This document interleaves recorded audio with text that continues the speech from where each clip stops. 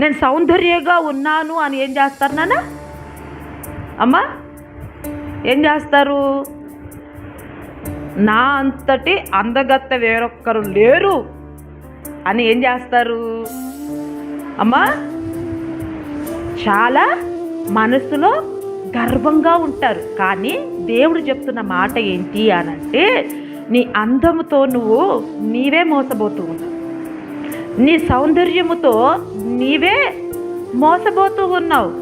అందము సౌందర్యము మనుషులు చూస్తారు, కానీ నీ హృదయాంతరంగము సౌందర్యంగా ఉండాలి. అది ఎవరు చూస్తారు? చాలా చక్కగా తయారవుతాం. వినండి బిడ్డ, చాలా చక్కగా అన్నిటిని కవర్ చేసుకొని చాలా చక్కగా వచ్చేస్తాం.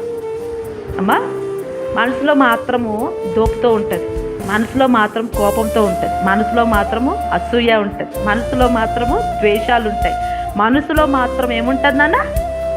పాపం ఉంటుంది. మనసులో మాత్రం ఏముంటుంది నాన్న?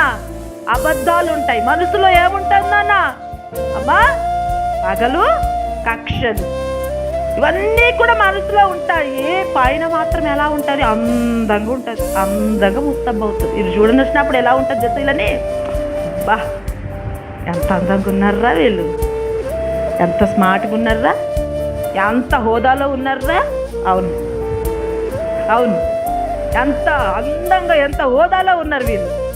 కానీ హృదయం పక్కవారంటే పడదు, ఎదురుగా కూర్చున్నాలంటే పడదు, నీళ్ళ దగ్గరకు పోయినా పడదు, వీధులకు పోయినా పడదు, ఊర్లోకి పోయినా పడదు, అమ్మ పని చోటకి వెళ్ళినా పడదు.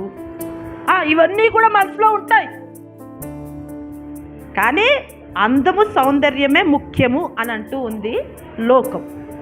కానీ అది దేవుని దృష్టిలో వ్యర్థం అని దేవుడు మనతో మాట్లాడుతూ ఉన్నారు.